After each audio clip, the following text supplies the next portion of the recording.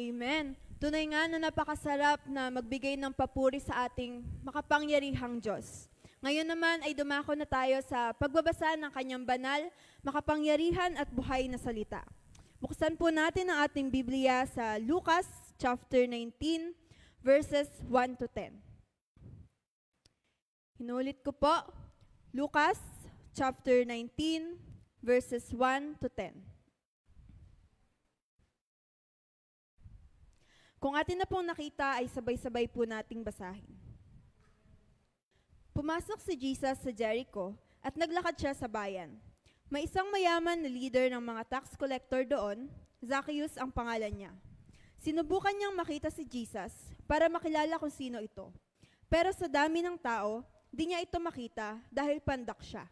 So, tumakbo siya para unahan ang mga tao at umakyat sa puno ng sycamore. Dahil dadaan si Jesus doon. Pagdating ni Jesus sa lugar na yun, tumingala siya kay Zacchaeus at sinabi, Zacchaeus, bumaba ka dyan, bilis. Kailangan ko kasing magstay ngayon sa bahay mo. Bumaba agad si Zacchaeus at masayang winelcome si Jesus. Nagbulungan ng lahat ng nakakita nito. Sinabi nila, pumayag siyang maging bisita ng isang makasalanan. Tumayo si Zacchaeus at sinabi sa Panginoon, Sir, ibibigay ko po sa mga mahihirap ang kalahati ng properties ko.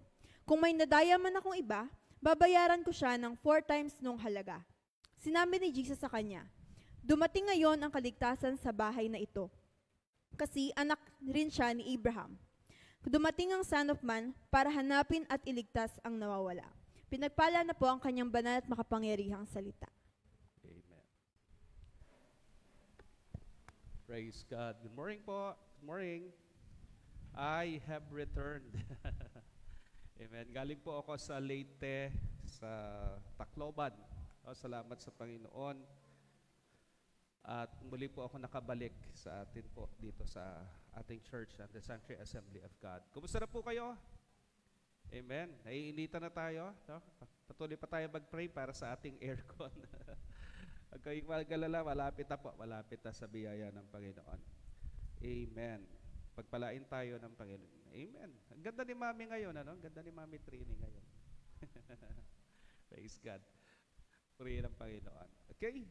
So, sa ating pong pag-aaral, mga kapatid, tayo po ay nasa ikalima ng aralin or ikalimang mensahe mula po sa ating serye na Finding Freedom in Christ. Ayan.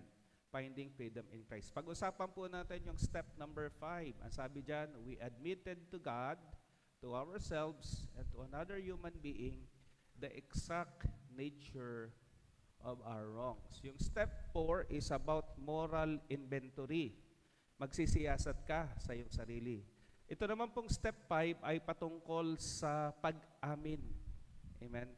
Admitting, or sa ibang salita, ang tawag po ay confession. Pinamagatan po natin ang mensaheng Stop Hiding and Start Healing. Pagpalain ng Panginoon ang mensaheng ito. Ito po yung makikita natin sa aklat ng Lucas chapter 19 verses 1 to 10. Ang kwento ay tungkol po kay Jesus at saka si Zacchaeus. Isipin na lamang po natin mga kapatid kung kayo po ay may daladalang isang mabigat na backpack. Okay? Na habang tumatagal, lalo siyang bumibigat. No? Sa bawat hakbang na yung pong ginagawa, paakyat ng paakyat ng paakyat, nagiging mas mabigat yung pong iyong daladalahan. Amen. Na kailangan mo pong pasanin yon. At ang tanging paraan po, para ikaw ay bumili sa iyong paglakad, makarating ng mas madali sa iyong pupuntahan, ay kung aalisin mo po yung laman ng iyong backpack. Okay? And let go of what is inside.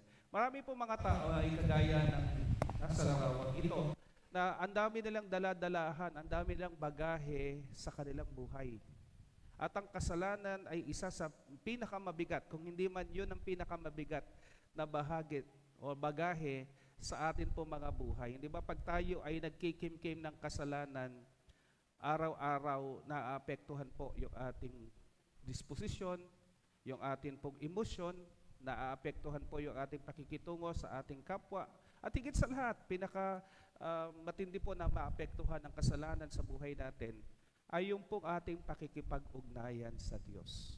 Kaya nga po mahalaga na malaman natin paano ba natin maalis yung bigat sa atin pong mga likod. Yung pasan-pasan natin, paano po natin yan maiibsan kung hindi man tuluyang maaalis sa atin po mga buhay. Pag-usapan po natin ang kwento ng mamang ito. Ang pangalan niya ay si Zaccheo. Kilala natin si Zaccheo sa mga kwento. Sa poldong tayo po yung mga bata pa. We grew up in Sunday school learning about the man in the tree. Amen. Zacchaeus was a chief tax collector. Hindi lamang po siya ordinaryong maniningil ng buwis. Siya po yung kumaga sa panahon natin ngayon ay pinaka-hepe nila. Ang pangalan po niya, ang ibig sabihin ay matuwid or righteous. Pero taliwas yung pangalan niya sa kanyang buhay. Sapagkat hindi po siya righteous. Ang sabi ng Bible, si Zacchaeus po ay naniningil ng higit sa nararapat. He was overcharging, he was exploiting, he was robbing his fellow Israelites. Di ba? Sinisigil niya yung kanya mga kapwa Hudyo ng higit sa nararapat. In other words, Zacchaeus, instead of being a righteous person, na sabi ng kanyang pangalan, he is righteous, pero ang buhay niya, siya ay corrupt. Okay? And because of that, he was hated, he was isolated, and he was burdened by his past. Deep down inside sa buhay po ni Zacchaeus, gusto po niyang magbago, pero hindi niya alam kung paano magsisimula. Ganun po ba kayo mga kapatid? Gusto nating baguhin yung buhay natin, pero hindi natin alam paano tayo magsisimula. Hanggat isang araw na dinig po ni Zacchaeus na merong isang daraan na isang mabuting guro at ang pangalan niya ay si Jesus. Sabi niya sa kanyang sarili, baka ito na yung hinihintay ko. Amen? He was longing for hope until one day hope came, and that hope is Jesus Christ. Hallelujah! Hallelujah! Probably sabi po ni Zacchaeus, siya siguro yung pag-asa ko. Siya siguro yung magtuturo sa akin kung paano ako magbabago, kung paano ko aayusin ang buhay ko. Amen? Sabi mo sa katabi mo, gusto kong ayusin ang buhay ko. Ayan? Gusto niyang ayusin yung buhay niya, hindi niya lang alam kung paano. Ang bigat-bigat. Ang ganda ng pangalan niya, matuwid. Pero ang buhay niya ay hindi matuwid. Pandak siya, pinagtatawanan ng mga tao. Sa harapan, takot ang mga tao sa kanya sapagkat siya ay maimpluwensya, siya ay may pera, siya ay may kayamanan, subalit sa kanyang likuran, yung mga tao po, mga kapatid, pinagtatawanan itong si Zaccheo. Ay, andyan na si Pandak. Andyan na si Bansot. Alam niyo yun? Andyan na si Bulilit. Bulilit, bulilit, ang liit-liit. Siguro gano'n yung sinasabi ng mga tao sa likuran po ni Zaccheo. Binawi na lang po ni Zaccheo, maliit man ako sa tingin, pero marami naman akong angkin. Di ba? Yun ang kanyang minaster. Yun yung kanyang pinambawi sa kanyang liit. Malaki naman ang kanyang bahay. Malaki ang kanyang ari-arian. Dahil ito'y kinita niya sa maling paraan. Dahil doon lalo pong nagagalit ang mga tao sa kanya. Maayos ang pakikitungo sa kanya pag sa harapan. Pero pag siya'y nakatalikod na marahil ang mga tao, inuuyam. Ito pong si Zaccheo. Hanggang sa isang araw, sabi niya, paano kaya magbabago ang buhay ko? He was searching for hope until Jesus came. Pero alam niyo mga kapatid, pag hinanap mo po si Jesus, kailangan mo po ng humility. Amen? Pag hinanap po si Jesus, hindi ka pwedeng magmalaki kay Jesus. Naalala niyo isang binatang mayaman? Nung hinanap niya si Jesus, sabi niya, Guro, paano po ba pupunta ng langit? Ganun angas di ba? Ano sabi ni Jesus? Ano ba sabi ng kautusan?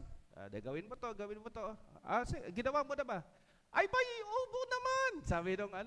Sabi nung binata, sabi ni Jesus, may isa pang kulang. Ano po yun? Ibenta mo yung lahat ng ari-arian mo, ipimigay mo sa mahirap, saka ka sumunod sa akin. Sabi ng Biblia, yung pagkaangas-angas, pagkayabang-yabang na binata, na mayaman, umuwi pong lulugo-lugo. Diba? Nawala yung angas sapagkat hindi niya magawa yung hinihingi sa kanya ng Panginoon. Mas mahal niya, mas pinahahalagahan niya ang pera, ang kayamanan kaysa kay Jesus. Si Zaccheo, ganun din naman. Meron din siyang pera, meron din siyang kayamanan, meron din siyang impluensya. Pero lahat ng yon para makita niya kay si Jesus ay isinantabi po. Isipin mo po, umakyat siya sa isang puno. Sino ba umaakyat sa puno? Nung bata tayo, naalala na pag may dadaanan tayong puno ng bayabas, puno ng siniguelas, panahon na ng siniguelas ngayon, puno ng mangga. Inaakyat natin yun Tama ba? Hanggat maya-maya meron na sumisigaw, yung may-ari pala ng puno. Uy! Walis kayo dyan! Yeah? Ang umaakyat sa puno ay mga bata. Di ba? Si Zaccheo, sa kabila ng siya'y mayaman, sa kabila ng siya'y makapangyarihan, nag-astang bata. Okay? He climbed a tree, a sycamore tree. Ang ganda ng pagkakabasa ni Ate LJ, by the way. He climbed a tree like a child. Alam niyo, yung pong gawa na yon or yung that act itself, what? It shows humility. No? That alone shows humility. Okay? Hindi niya hinayaan yung status niya, ay nakakahiya naman itong gagawin ko, aakit ako sa puno. Pandak nga hindi siya makasingit Alam niyo yun? Si Jesus ng time na yun, parang nasa rurok siya ng kanyang popularity. People are crowding to see Him, to hear Him, and of course, to heal them. Diba? Gusto ng mga tao si Jesus Noong panahon na yun, kasi may ginagawang mga kamangha-manghang bagay ang Panginoon, lalong-lalo na yung pagpapagaling na mga may sakit. Wala naman kasing ospital noon at saka mga doktor, bibihira lang. Kaya yung ginawa ni Jesus sa pagpapagaling, big deal yun sa kanilang panahon. At yung kanyang pangangaral, may authority. Talagang ang dami mula pa sa malalayong lugar, pumupunta lang para mapakinggan si Jesus sa kanyang pangangaral ng salita ng Diyos. Kaya sa dami lang tao, hindi po makasingit itong si Zaccheo. Sa kanyang kaliitan, hindi niya makita. Sabi niya, wala, hindi ko makikita. Pero mabilis mag-isip itong si Zaccheo. Diba? Bright. Nagpatiuna po siya at sa di kalayuan, meron pong isang puno. Hindi ko alam kung paano siya umakyat. Sabi ng Biblia, nakaakyat po siya sa puno. Hindi po niya hinayaan yung hadlang na maging dahilan para hindi niya makita si Jesus. Hindi niya hinayaan yung kanyang status. Hindi niya sinabing, nakakahiya itong gagawin ko. He didn't allow his reputation to stop him from seeking Jesus. You know what, mga kapatid? Dito po yun nagsisimula. Seeking Jesus requires humility. Yung pagkilala mo sa Panginoon, lalapit ka sa Kanya na walang maipagmamalaki. Amen? Yun ang susi, mga kapatid. Lalapit ka sa Diyos nang hindi ka nagmamalaki. Sa halip, lalapit ka sa Panginoon nang may kapakumbabaan. Lord, wala po ako maipagmamalaki sa iyo. Gusto kitang makilala. Gusto kitang makilala pa sa buhay ko. Amen? Acknowledging that Jesus, sabi nga sa ating kinanta, siya yung ating buhay. Siya yung ating lakas. Siya yung ating pag-asa. That Jesus is far greater than ourselves. Amen? So, pag lumapit kayo sa Panginoong Jesus ng totohanan, hindi nyo kailangan yung mga medalya at saka yung mga plaque or yung mga tawag doon, diploma natin. Hindi yun ang tinitingnan ng Panginoon Hindi rin titingnan ng Panginoon yung account natin sa bangko or yung pong mga titulo ng ating lupa. Ang titingnan ng Panginoon yung kaibuturan ng ating puso. na tayo ba ay totoo sa ating paglapit? Tayo ba ay nagpapakumbaba? At ang mga nagpapakumbaba kahit kailan, hindi itataboy ng Panginoong Jesus. Amen? Amen? Those who humble themselves before God, they will not be turned away. They will be received. They will be accepted. Kasi yun ang hinahanap ng Panginoon. Yung mga Pariseo, masyado silang mapagmataas. Yung mga iskriba, ganun din. Hindi nila natanggap yung biyaya. Pero itong mga kagaya ni Zakeo at marami pa sa Biblia na nagpakumbaba at kinilala yung kanilang kakulangan, kinilala yung kanilang pangangailangan sa Panginoong Yesus. Sila po yung tumanggap ng biyaya at nakilala nila ang Panginoon. Nasumpungan nila ang Panginoon. Amen. So ito po ang tanong mga kapatid, ano yung pumipigil sa atin para hindi natin maranasan yung kalapitan ng Panginoon? Ito po ba ay pride? Ito po ba ay takot? Ito po ba ay nakaraan, yung nakalipas mo? Hindi naman po yun, yun ang issue eh. Ang tanong ngayon, handa ka bang ipaayos sa Panginoon? Amen? Kahit na ano ang nakaraan mo, sabi nga doon sa kanta eh, kahit na anong nakalipas mo, ba? Maging sino ka man, okay? Tatanggapin ka, mamahalin ka ng Panginoon. Kahit ano pa yan. Kahit pagka dumi-dumi pa, kahit pagka dilim-dilim pa, kahit pagka sama-sama pa. Ang sabi ng Panginoon, kung buong puso kang mananalig sa akin, papapasukin mo ko sa iyong puso. Amen. Makikilala mo ko, masusumpungan mo ko, matatagpuan mo ko. Yung po ang sabi ng Panginoon. So don't let your pride, your fear, your past hinder you in coming to Jesus. So just humble yourselves before Jesus and you will find Him. Amen. You will know Him. So secondly po mga kapatid, Jesus sees the hidden heart. Amen. Alam ng Lord kung lumalapit ka sa Kanya ng mali ang iyong dahilan. Alam ni Lord kung mali yung motibo mo. Nakikita ng Panginoon yung tawagan ng marami, the heart of hearts. Okay? Kung may Holy of Holies, ang tao po merong heart of hearts. And Jesus knows. Jesus sees. Amen? Alam ni Jesus yung puso niya. Alam ni Jesus ang puso ni Zakeo. And good news, alam ni Lord yung puso natin ngayon. Amen? Kilala tayo ng Panginoon. Pwede tayo makapagtago, makapaglihim sa ating kapwa. Pwede tayo makapagsuot ng mga maskara. Pero siyasat ng Panginoon ang ating pumbuhay. Ang ating mga puso, lantad sa harap ng Panginoon. At nakikita niya kung ang ating paglapit ay totohanan ba o hindi. At ito po ang nangyari mga kapatid. Nakita ng Panginoon ang puno at nakita niya, namunga ng isang tao yung puno. Ang pangalan ng bunga ay Zakeo. Hello? Sabi din, siguro nung nakita ng Panginoon si Zakeo habang siya'y naglalakad, nangingiti siya. Kasi ang Panginoong Jesus, contrary to yung common presentation sa kanya ng mga pelikula na masyadong, alam niyo yun, masyadong parang yung walang emotions, nonchalant. Si Jesus hindi siya nonchalant eh. Tumatawa siya, ngumingiti, umiiyak. I believe Jesus is a jolly person. Amen? Masayahin po ang Panginoon. Amen? Hindi uso yung common na caricature na hindi makabasag pinggan na parang naglalakad siya 3 feet above the ground na hindi siya masasa. No, he is so common. Kaya nga na-miss ng mga tao ng panahon niya ang Panginoong Jesus eh. Kasi sa tingin nila napaka-ordinaryong tao, paano ito yung Diyos? Diba? Paano siya yung tagapagligtas eh? Kilala natin kung saan siya nakatira. Alam natin yung kanyang pamilya. Alam natin yung kanyang social status. Alam natin yung kanyang Facebook account, kung meron siyang Facebook account.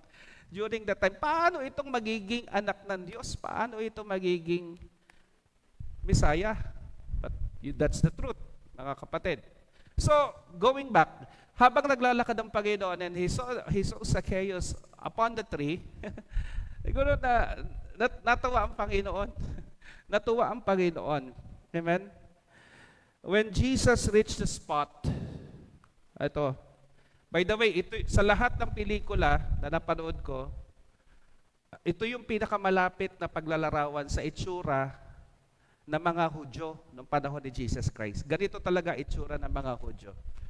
Okay, hindi yung maputi na Caucasian, balat, kagaya nila Jim Caviezel, etc., yung mga gumanap na Jesus Christ. But this one is the nearest that you could really see kung anong itsura ng isang Hudyo. Ganyan ang Hudyo ng panahon nila. Unlike yung mga typical na nakikita nating mga larawan ni Jesus. So, ganito po. So, nung dumating si Jesus doon sa lugar, kung nasaan yung puno na namunga ng tao, tumingala siya at tinawag niya si Zacchaeus sa kanyang pangalan. Isipin niyo yun? Hindi naman niya kilala si Jesus. First time niya makita, tapos tatawagin ka sa pangalan mo. Diba? Pinakamasarap daw sa pandinig ng isang tao, yung tawagin ka sa iyong pangalan. Maliban na lang kung ang tatawag doon, nanay mo at saka galit. Diba? LJ! Ganun eh. Pero pag sabi, LJ, yes po. Ayan, di ba? Masaya, masarap yun eh. Pero kung may, diba? May halong, may galit eh. Hindi ba natatakot tayo? Diba? Sa Bible, nakita po natin, di ba, nung hinanap ng Diyos si Adan, nasaan ka? Natakot si Adan. Diba? Nung ang Panginoon ay kinausap niya si Moses mula sa burning bush, sabi niya, Moses, kinalabutan si Moses. Diba? Moses. Nung tinawag ng Diyos si Abraham, ano kaya naramdaman ni Abraham? Abraham. And so many, si David, ganun din. Pero ito po, nung tinawag kaya ng Panginoon ang pangalan ni Zacchaeus, ano kaya naramdaman ni Zacchaeus, mga kapatid? Kilala ako? Paano niya ako nakilala? Diba? Siguro, nagtataka ka. Siguro natuwa ka kasi yung pagtawag sa iyo ng Panginoong Hesus magiliw. Alam mo yun? Hindi ka tinatawag ng may pangungutya, hindi ka tinatawag ng may, yung alam nyo yun, yung parang, inaano ka, binubuli ka. Siguro si Zacchaeus nabuli nun eh, kaya gumanti lang siya eh. No, hindi natin alam. But the point is, nung tinawag siya ng Panginoong Jesus, iba ang dating sa kanya. Natuwa si Zacchaeus. Finally, merong nagpahalaga sa kanya. Hindi dahil sa pera niya, hindi dahil sa impluwensya niya. Nagpahalaga sa kanya bilang siya, bilang tao. Okay? He didn't see a tax collector. Nung tumingala ang Panginoon, hindi niya nakita yung isang masamang tao. Ang nakita niya yung isang taong nangangailangan ng kaligtasan. Amen? When Jesus saw Zacchaeus, he didn't see a tax collector. He didn't see a man corrupted by the values of the world, but he saw a soul longing for redemption. Nakita ng Panginoon na sa punong ito, merong isang tao na naghihintay ng kaligtasan, na gustong magbago, pero hindi niya nga lang alam kung paano magsisimula. At ito ang simula. Sa pagtawag sa kanya ng Panginoon, sa kanyang pangalan, nakaranas po si Zacchaeus ng unang pagsilay ng liwanag sa kanyang buhay. Yung matagal lang nadirimlan sa kanyang buhay, biglang may nagliwanag. Amen. Yung puso niya na down, na talagang sabi sa sarili niya, ang dumi-dumi ko. Sa sarili niya siguro sinasabi niya, ang sama-sama ko. Pero nung tinawag siya ng Panginoong Jesus, hindi sinabi ni Jesus, oy, ikaw magnanakaw, bumaba ka dyan. Di ba? Oy, ikaw corrupt. Mabilis tayo na humatol. Pero doon sa tinig ng Panginoon, walang hatol eh. Nakita niyo po? There was no hint of condemnation. Sabi lang niya, Zacchaeus, Diba? Bumaba ka dyan. Baka mahulog ka. Di ba? Jesus didn't demand an apology. Hindi niya sinabi, oy, Zacchaeus, halika nga dito. Ano itong nabalitaan ko na pasaway ka? Ano itong nabalitaan ko na corrupt ka? Ano itong nabalitaan ko? Sige, humingi ka ng apology. Isang ganun tayo eh. But Jesus, in His approach to Zacchaeus, He didn't demand an apology first. Ano ginawa ni Jesus? He extended grace. Hallelujah. Yeah? Ipinakita niya yung biyaya. Amen? And then, yung biyaya na yun, na ipinakita ng Panginoon, yun ang nagsindi ng pagsisisi sa puso ni Zacchaeus. Yung lahat ng inhibitions, yung lahat ng darkness na break sa buhay niya, nagsimula siyang mag-confess. Amen? Magsimula po siyang umamin. Amen? Pero saan nagsimula yon? Nung siya'y tinawag ng Panginoon at ipinaramdam, ipinaranas ng Panginoon sa kanya yung biyaya. Nung bata ba kayo, mga kapatid, nakabasag na kayo ng gamit sa bahay? Di ba?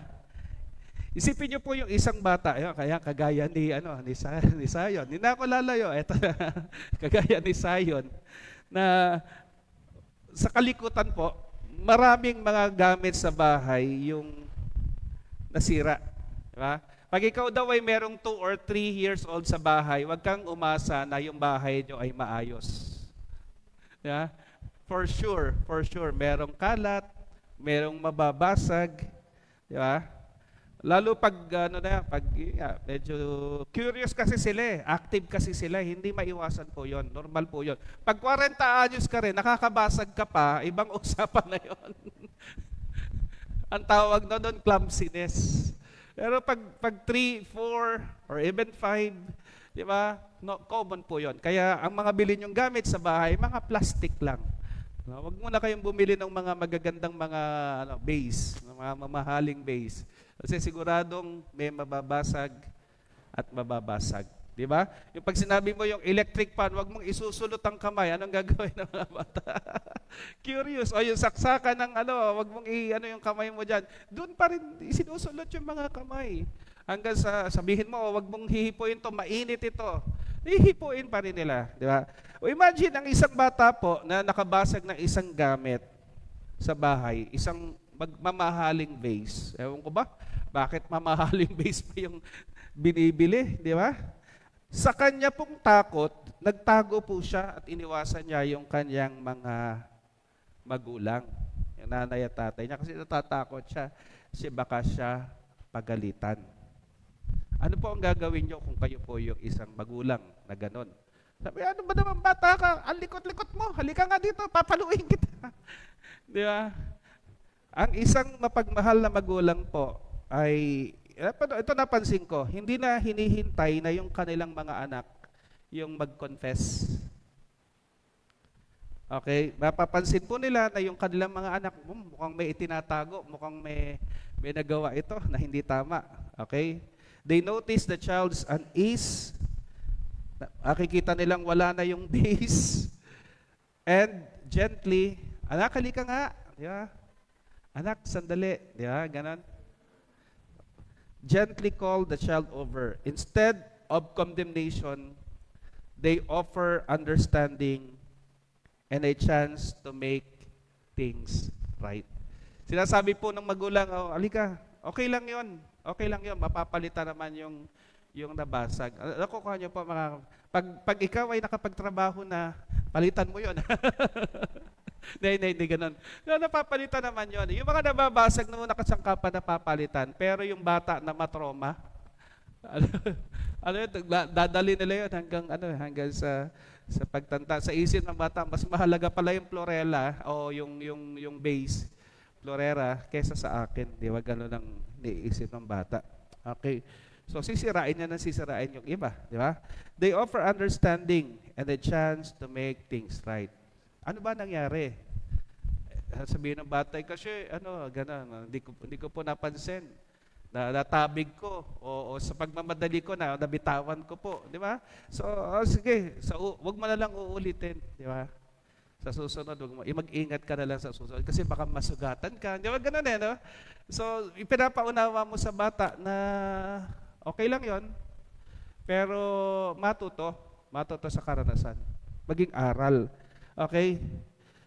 In the same way, kagaya po ng ginawa ng Panginoong Jesus, binigyan niya ng chance itong si Zacchaeus. Sabihin niyo nga, chance.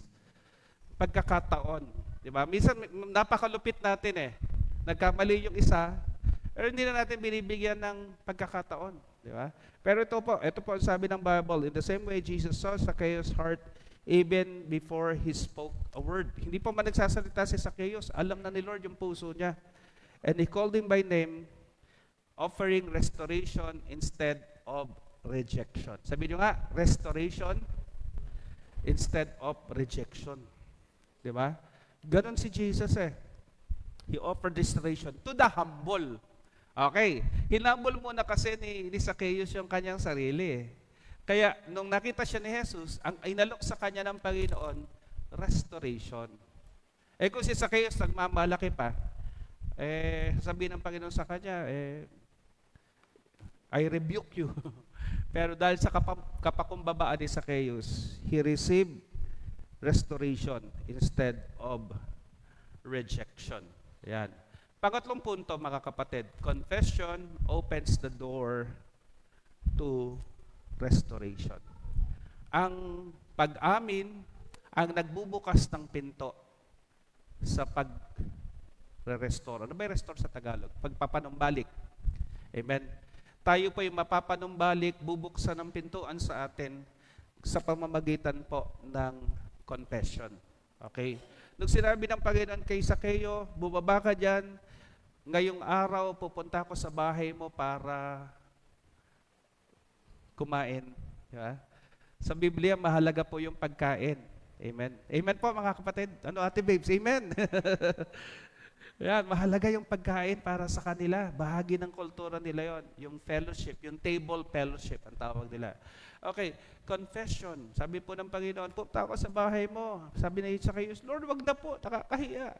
Hindi, gusto kong pumunta, gusto kong makasalo ka. At gusto kong makilala ka pa. Siguro gano'n na nag-transpire sa kanilang usapan. At nung nandun na sila sa bahay nila, tuwang-tuwa si Zacchaeus. Kasi sabi ng, siguro marahil sa tanang buhay niya, yung mga pumupunta sa bahay niya ay, syempre nakikiharap, nakikihalubilo, pero hindi totoo. Plastic. Alam niyo yun? Plastic. Sabi mo sa katabi mo, plastic. Wow, sarap-sarap naman ito. Di ba? Tapos sa likod niya kung ano-ano sinasabi ng mga bisita niya. Pero ito, finally, meron siyang isang naging bisita sa kanyang tahanan na hindi plastic. Na talagang andun yung pagmamahal at pagmamalasakit sa kanya. Sabi ng Bible. So ito po, sa sobrang katuwaan ni Zacchaeus, sabi ng Biblia, tumayo siya at umamin siya sa kanyang kasalanan. Di ba? Walang pumilit sa kanya, umamin ka na. Di ba? Walang nagsabi sa kanya na umamin ka na. Kusang loob na tumayo itong si Zacchaeus at sabi niya, kung may nadaya man ako, diba? Ibabalik ko. Diba? Yung mga ninakawan ko, ibabalik ko. Nang ika-4 na ibayo pa. 4 times. Yung kanyang ibibigay sa mga dinaya niya at saka sa mga naargabyado niya. Ano po nakita natin mga kapatid? Yung pagbabago. Amen? Pag ikaw ay nagsisisi, hindi pwedeng hindi ka magbago. Totoo po ba? Hindi ka pwedeng nagsisisi ka, pero ganun pa rin dati yung ginagawa mo. Amen? Handun ka pa rin sa dati mong buhay. Ang mga tumanggap ng pagsisisi, ang tunay na pagsisisi, ay ipinapakita hindi lamang sa salita, hindi lamang sa luha. Paano ka nagsisi? Naiyak po ako. Pagkatapos nun, ano na nangyari? Wala rin. Balik pa rin po ako sa dati. Hindi po pagsisisi yun. Ang pagtangis, pagluha, kahit buwaya, umiiyak din. Naalala niyo yung iyak ng buwaya o luha ng buwaya? Yeah. Kala mo sa malayo, yung buwaya umiiyak, pero buwaya pa rin yun. Huwag na huwag kayong lalapit. Ganon din po mga kapatid, ang tunay na pagsisisi, hindi lang ipinahayag sa pamamagitan ng salita, ang tunay na pagsisisi po ay pinapakita sa kanyang gawa. Hindi lang siya nalungkot sa kanyang ginawa. Ang sabi po ng Biblia, nagbago yung kanyang buhay. Amen? Nagbago po yung buhay niya. Kaya nga pag tumatalikod ka sa kasalanan, ibig sabihin, talikod na talaga. Hindi pwede yung umaharap ka sa Diyos, tapos nakaharap ka din sa kasalanan sa buhay mo. Okay? So, kailangan po ng pagsisisi. And confession, sabi po, breaks the power of sin. Amen? Confession breaks the power of sin. Sinisira, winawasak po ng confession. Wala na pong nagiging hold sa iyo ang kasalanan kung ikaw po ay umaamin at nagpapakumbaba at nagsisisi sa iyong kasalanan. Hindi ka na pwedeng i-condemn. Kasi ang sabi ng Bible, there is no more condemnation to those who are in Christ Jesus. Romans chapter 5, verse 1. So makita po natin, ayan si Zaccheo, nung ang Panginoong Jesus ay dumating sa kanyang tahanan, tuwang-tuwa siya. At sa sobrang katuwaan niya, finally, merong yumakap sa kanyang karumihan. Merong tumanggap sa kanya, pero hindi siya nanatili sa kanyang karumihan. Sa pagyakap niya, sa pag-embrace ng Panginoon sa kanya, nawala yung karumihan sa buhay niya. Hindi pwede magpapayakap ka sa Panginoon. Tama, yayakapin ka ng Diyos sa iyong karumihan. Pero pag niyakap ka ng Panginoon, hindi ka dapat manatiling marumi. Nakukuha niya mga kapatid, sa kapangyarihan ng banal na dugo ng Panginoong Jesus, babaguhin tayo. Sa kapangyarihan ng banal na Espiritu na nasa atin, na kumikilos sa ating buhay, binibigyan tayo ng kakayanan na magbago. Na hindi natin magawa sa ating sarili, pero magagawa natin ngayon sa lakas, sa tulong, sa biyaya na pinagkakaloob ni Kristo sa ating lahat. Yung inahanap ni Zaccheo, na gusto niyang magbago yung kanyang buhay, na hindi niya magawa, punong-puno siya ng pagsisisi, punong-puno po siya ng kabigatan sa kanyang buhay. Nung dumating si Jesus, nawala po ang lahat ng ito. Ulitin ko ulit, yayakapin ka sa iyong karumihan. Pero pag niyakap ka ni Jesus, yung karumihan na yan, kukunin niya. Amen? Iba-vacuum ni Jesus yung karumihan na yan at papalitan niya ng kanyang katuwiran, ng kanyang kalinisan sa ating buhay. Kaya nga doon sa kantang, niyakap mo ako sa aking karumihan. Tama yun. Hindi tayo itataboy ng Panginoon. Pero pag ikaw ay niyakap na ng Panginoon, hindi mo pwede sabihin marumi ka pa rin. Pag niyakap ka ng Panginoon, nililinis ka niya. Amen?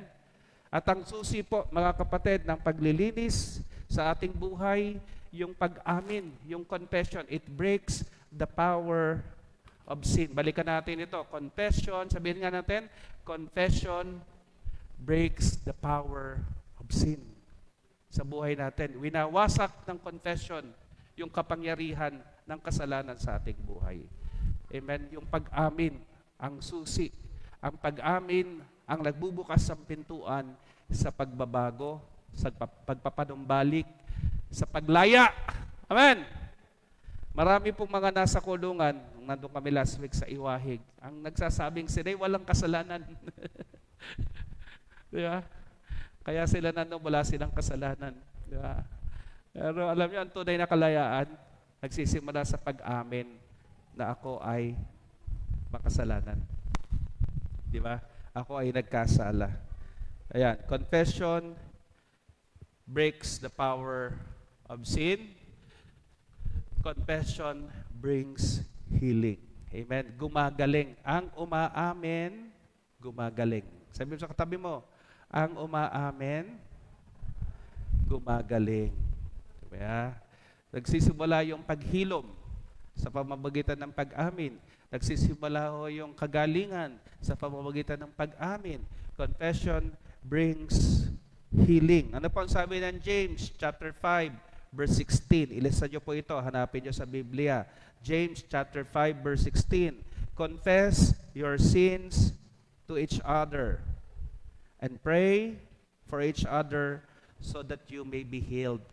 Ikumpisal ninyo ang inyong kasalanan sa isa't isa at magpanalanginan upang kayo ay gumaling. Amen? So yun po. Siyempre, mahalaga na nagko-confess tayo sa Lord. Lahat naman ng kasalanan laban sa Panginoon. Pero may mga pagkakataon na kailangan natin ng accountability. At siyempre, pag ikaw naman yung napag-openan, kailangan maging responsible ka. Accountability and responsibility and maturity. When we acknowledge our wrongs and seek to make amends, we open ourselves to God's restoring power. Pag nag-confess ka, alam niyo po, binubuksan mo yung pintuan na yung puso na yung buhay para makakilos ang Diyos. Amen? Para may gawin siya, para mayroon siyang pagalingin sa buhay mo. Pero pag hanggat nagsinasarado mo yon, kahit na gusto ng Panginoon, hindi niya yung pakikialaman. Magpapadala lang siya ng mga magpapaalala sa'yo. Minsan, yung circumstansya, na pabigat ng pabigat, di ba? Kagaya nung alibugang anak, yung mga baboy ay paalala sa kanya na ano na itong kalagayan mo, di ba? O may mga pagkakataon, magpabadala siya ng mga kaibigan, mga tao na magpapaalala sa atin na malayo na tayo. Di ba? Minsan, tingin natin, si Lord yung lumalabo. Pero hindi eh. Hindi siya lumalabo, tayo lang yung lumalayo. Amen? Tayo lang mismo yung lumalayo sa Kanya. So yun, inaalaw ng Panginoon hanggang sa ma-realize mo na ang susi ng pagbubukas ng pinto, ng paggaling, ay nasa pag-amin. Confession brings healing. James 5 verse 16, confess your sins to each other and pray for one another that you may be healed. Amen? That you may be healed. Confession is not about punishment.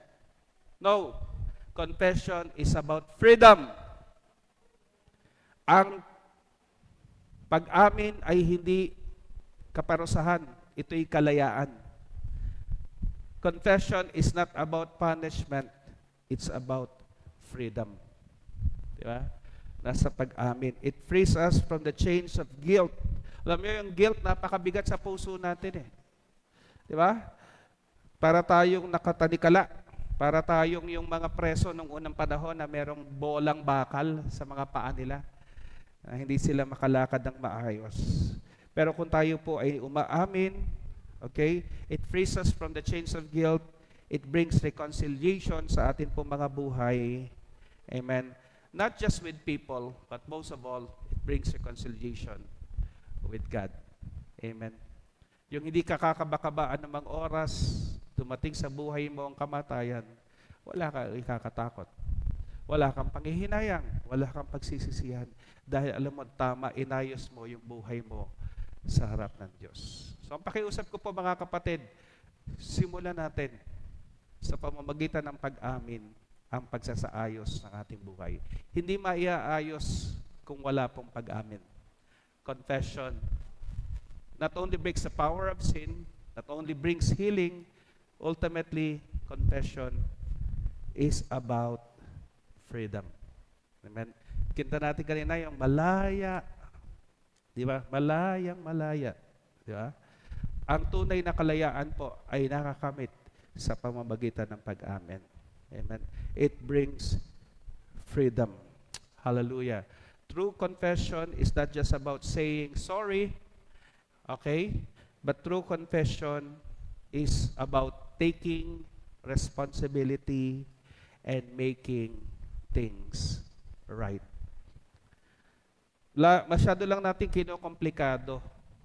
Pero kung tutuusin, napakasimple lang talaga. Pero yung simple, mentras simple, yun ang mahirap gawin. Diba? Mentras simple, yun ang pinakamahirap gawin. Diba? Alam mo, yung pananalangin, simple lang ang manalangin. Pero bakit ang hirap manalangin? Diba? Ito po, mga kapatid, it is about taking responsibility. Halimbawa, nabasag mo. Diba? sinasadya mo man o hindi, nabasag mo, anong gagawin? Bayaran mo. O kanyo po? Hindi yung wag mong itago. Bayaran mo. Take responsibility and make things right. Si Sakeo, hindi lang niya inamin na nagkasala siya. Meron po siyang ginawang hakbang. Ang tawag po doon, restitution. Okay? Pag pinag-aralan nyo yung aklat ng Leviticus, ang sabi doon, pag meron kang ginawang kasalanan, babayaran mo yung katumbas, tapos magdadagdag ka pa ng 20%. Okay? Ang tawag doon ay restitution. Parang 5-6. Doon siguro nakuha yung concept ng 5-6. Ang 5-6 kasi is 20%. Okay? So, halimbawa, napatay mo yung hayop ng kapitbahay mo, ang halaga 100,000. Pag binayaran mo siya, ang babayaran mo sa kanya ay 120,000. Okay? May tubo, may interest. Ang tawag doon ay restitution. Okay? Pero si Zacchaeus, hindi lang 20% eh. Ang sabi ng Bible, times 400%. Ano ba? 400% yung kanyang ibabalik. Okay? He is what? Going above and beyond what was expected. Okay? Yun ang ginagawang pagbabago. Ang isang puso na compliant lang, 20% lang. Pero yung isang pusong talagang hindi po ng Diyos, kagaya ni Zacchaeus, kaya niyang ibalik yung 400%. Hallelujah! Hallelujah! Parang sa pagbibigayan eh. Yung compliant, nagbibigay ng tithes hanggang 10%. Yung wala talagang Kristo sa puso, hindi nagbibigay ng tithes yun. Kasi kung mahal mo ang Diyos, magbibigay ka more than 10% eh. Ako kanya mga kapatid. Di ba? You go beyond what is required. Kung yung 10% hindi mo maibigay, yan eh, binabalik lang sa Panginoon, ibig sabihin, wala talagang pagmamahal sa puso mo para sa Diyos.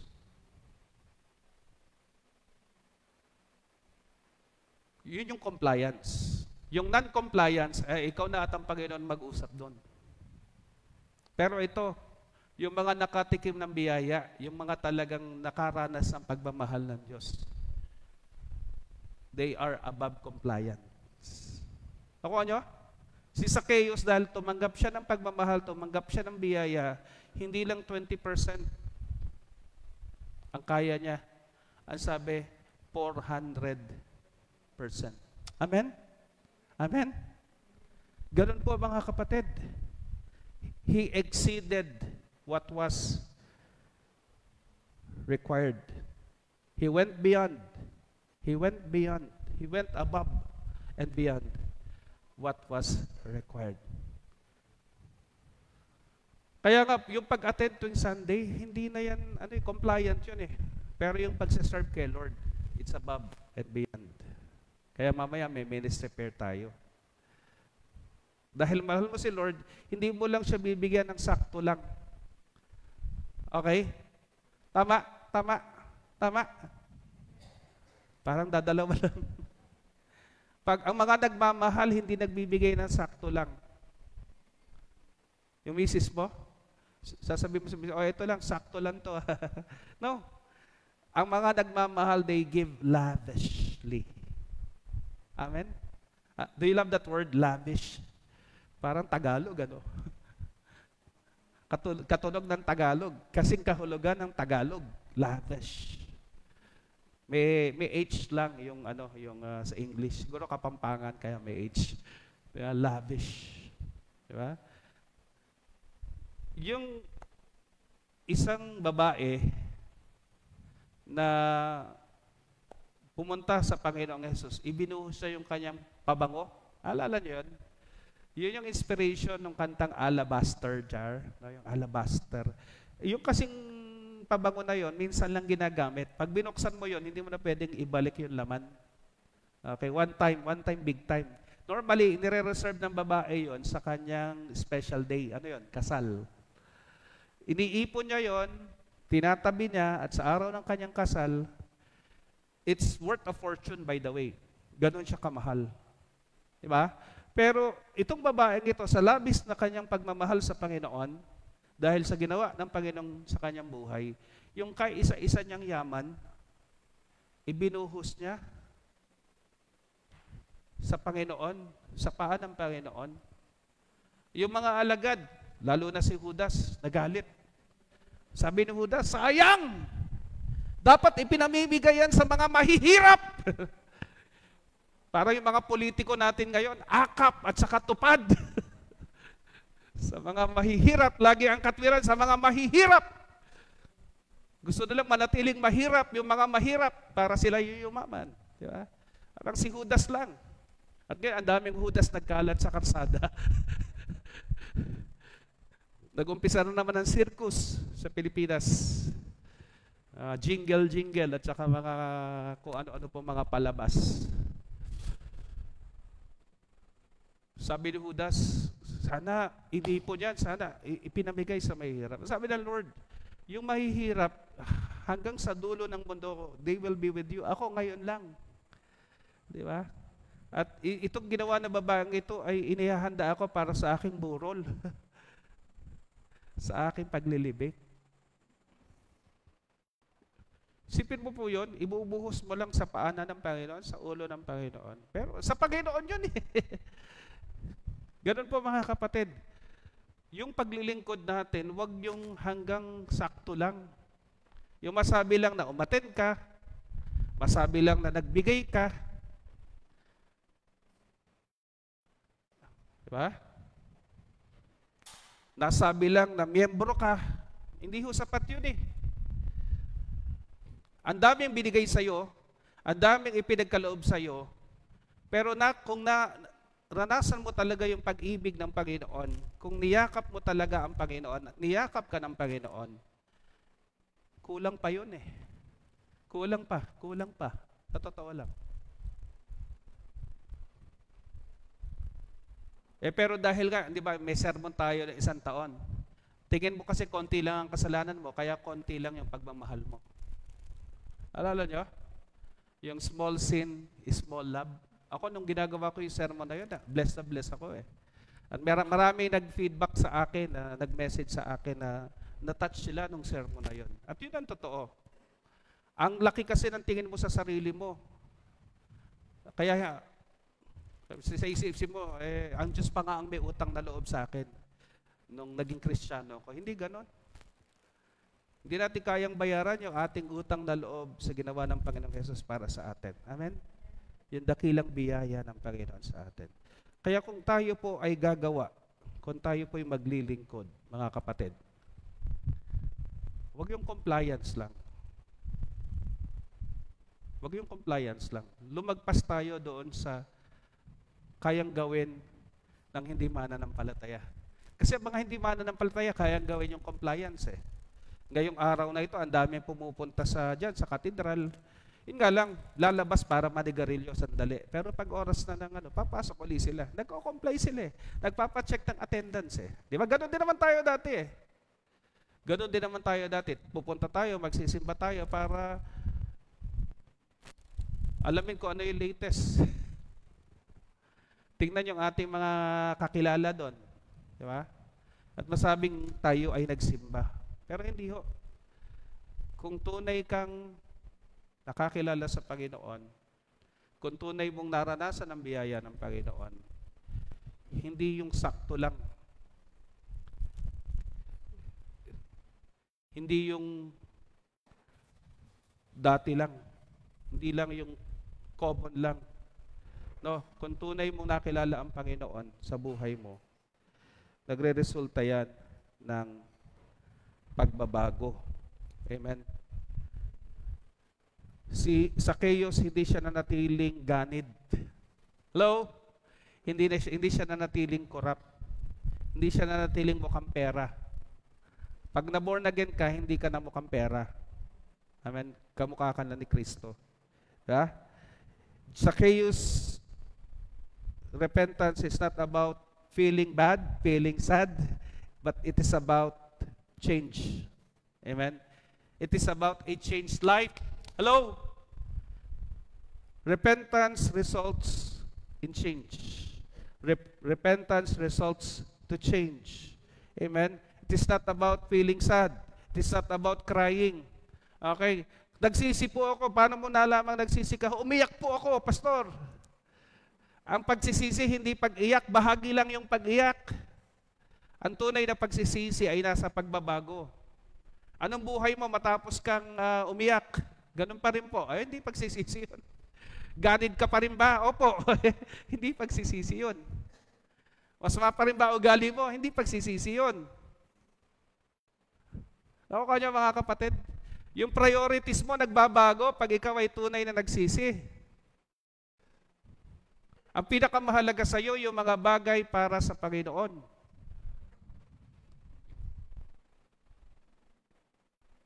Alam niyo, pinakamahalagang gawain sa atin, dalawa. Yung gawain ng linggo at saka yung gawain ng pananalangin. Pero kahapon, ilan lang yata yung naka-attend eh. Yun yung isa sa pinakamahalagang gawain natin, yung pananalangin. Diba? So yun po mga kapatid, minsan na nga lang isang buwan, lumiliban pa tayo. It shows our values. Amen. Hindi yung umiyak, hindi yung nalungkot, hindi yun eh. Pwede kang umiyak, pwede kang malungkot, manood ka lang ng drama eh. Nakakaiyak na yun eh, maiiyak ka na eh. Diba? Pero ang tunay na pagbabago, wala po sa pag-iyak. Ang tunay na pagbabago, ang tunay na pagsisisi, nasa pagbabago. Amen? Nasa pagbabago. Si Zaccheo, nung hindi sinabi ng Bible, umiyak siya.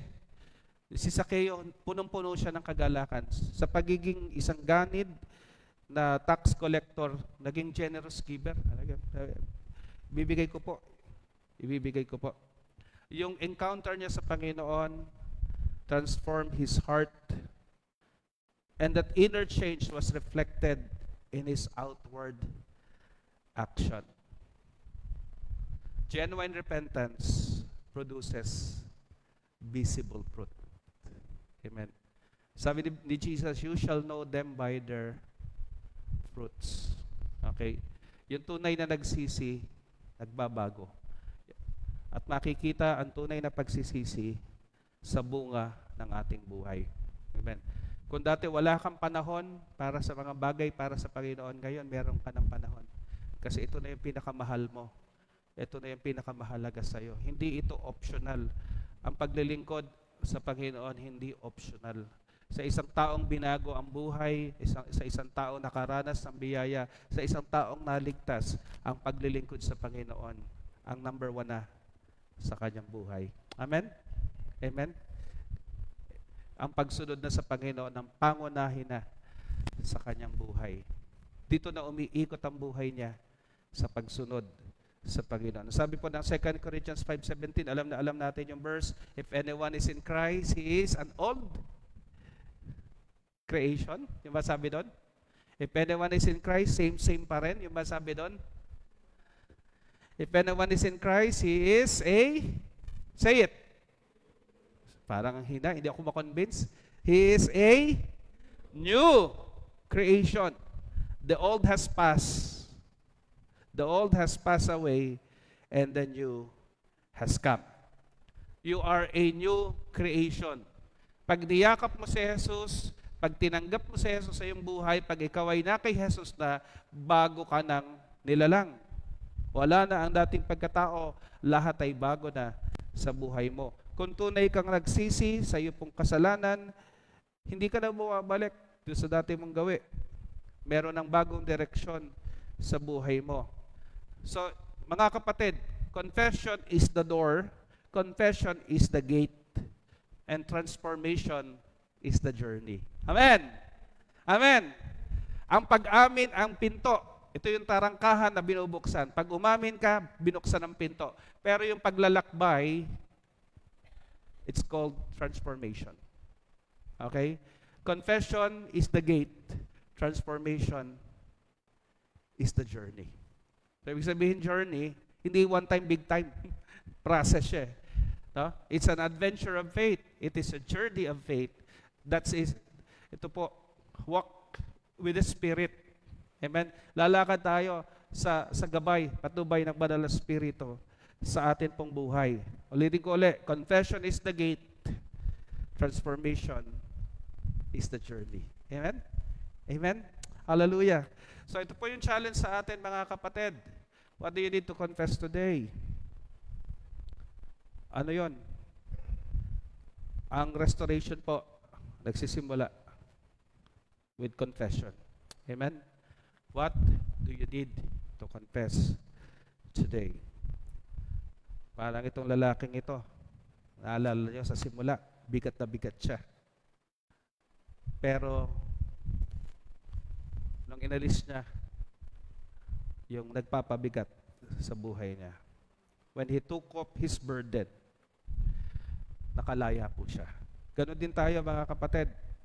Let us take off our burden by admitting our wrongs and making things right. Amen? Jesus calls us forward into freedom and into restoration. Okay? So ang sabi po doon sa ating binasa, sabi ng Panginoong Yesus, anak din ni Abraham ang taong ito. Sapagkat naparito ang anak ng tao para hanapin at iligtas ang mga nawawala. Amen? The Son of Man came to seek and to save the lost. Amen? Kung ikaw po yung kagaya ni Zaccheo o yung lalaking nabibigatan doon sa ating larawan kanina, hinahanap ka ng Panginoong Jesus. Sabi ng Panginoong Jesus, naparito ako para hanapin ang mga naliligaw at mga nawawala para iligtas sila. At ang magandang balita, Jesus is looking for you. If you're carrying a burden today, Jesus is looking for you. If you have guilt in your heart, Jesus is looking for you. Kung meron kang ang bigat-bigat na dinadala sa iyong puso, hinahanap ka ng Panginoon ngayon. Kung meron kang nais na ayusin sa buhay mo, na sa tingin mo hindi mo kayang gawin, ikaw yung hinahanap ng Panginoon ngayong araw na ito. Hinahanap ka ng Panginoon. Jesus is looking for you. Tanong, pwede ka bang bumaba doon sa puno? Amen. Kagaya ni Zaccheo. Will you come down from your tree and let Him in? Allow Him to enter sa iyo pong buhay. Oh, hallelujah. Jesus is looking for you. Amen. Come. Come to Him. Come down from the tree. Baba! Bumaba ka dyan, sabi ng Panginoon. At gusto kong pumasok sa tahanan. In other words, bumaba ka dyan at gusto kong pumasok sa buhay mo. Yun ang sabi na. Para simulan nating ayusin yung buhay mo. Amen. Would you let Him? Would you allow Him? Amen. So today is the day to let go, to confess, to walk in freedom, to walk in restoration na ipinagkakaloob ng Panginoon. It's not tomorrow. It's not yesterday. My friends, today is the day. Tayo pong lahat ay tumayo. Tayo manalangin, tayo tumugon sa mensahe na atin pong napakinggan. Ura babaya raboshiki. Hallelujah. Sabi po, what do you need to confess? Hallelujah. What do you need to confess today? Amen. Sige, sa inyo pong kinatatayuan, kausapin nyo ang Panginoon. At sabi nga natin, confession brings healing. It breaks the power of sin in your life. And confession brings freedom. Hallelujah. Hallelujah. Taas natin ating mga kamay sa Panginoon at simulan po nating umamin sa ating isipan. Hindi man natin kailangang i-vocalize, i-verbalize, but in our minds, in the heart of our hearts, Let's confess to God. Oh, hallelujah. Let's be Zacchaeus. Let's humble ourselves. And you know what? Jesus knows our heart. Nothing is hidden from Him. Lahat ay saliksik. Lahat ay alam ng Panginoon. Whatever your past may be, whatever your hurts, your guilt, whatever your sins may be, Jesus can restore you. Jesus can heal you right now. Jesus can set you free. Hallelujah. In the name of Jesus. Today is the day to let go, to confess, and to walk in the restoration that Jesus offers you today. Hallelujah. Not tomorrow, it's today. Today is the day. Hallelujah. Hallelujah. Come on, let's confess to the Lord. Sabi ng Panginoon, confess and you will be healed. Hallelujah. And Jesus is looking for you. Hallelujah. Jesus is looking for you. Let Him in your life today. Hallelujah. Tayo po'y manalangin, Panginoong Jesus. Lumalapit ako sa iyo ng may kababaang loob. Nagpapakumbaba po kami, Panginoon. Inaamin ang aming mga kasalanan at ang bigat ng amin pong mga pagkakamali. Panginoon, patawarin mo po ako sa aking pagiging makasarili, sa aking mga maling desisyon, sa mga maling relasyon na akin pong pinasok sa mga taong nakasakit sa akin at nasaktan ako. Oh, patawarin mo po kami, Panginoon, sa mga maling mga gawa, sa maling mga pasya na nagdulot ng samot-saring problema sa amin pong buhay. Salamat po sa iyong habag at sa iyong pag-ibig na walang hanggan. Tulungan mo po akong tunay na magsisi, hindi lang sa salita, kundi sa gawa. Linisin mo po ang aking puso sa araw na ito. Simula sa araw na ito, baguhin mo po ang aking buhay. Tulungan mo po akong ituwid ang aking mga pagkakamali. At gaya po ni Zacchaeus, lumakad sa iyong katwiran. Pinagkakatiwala ko po ang aking buhay sa iyo, Panginoong Jesus. Mula ngayon, ikaw na po ang maghari. Ikaw na po ang masunod. Nais ko pong sundin ka ng buong puso, mahalin ka ng buong puso, at ipakilala ka sa iba upang sila man ay makasumpong ng iyong biyaya at habag. Salamat sa iyong bagong buhay na ipinagkakaloob ngayon. At salamat sa kaligtasan at buhay na walang hanggan na ipinagkakaloob mo po sa lahat ng mga nanalig, nagtiwala, nagsuko ng kanilang buhay sa iyo, Panginoong Yesus. Salamat po. Tinatanggap na po namin ang kapatawaran, ang kalayaan, ang kaligtasan sa aming buhay, sa pangalan ng aming Panginoong Jesus. Amen, amen. Magandang umaga po, pagpalain tayo ng ating dakilang Diyos. Glory to God.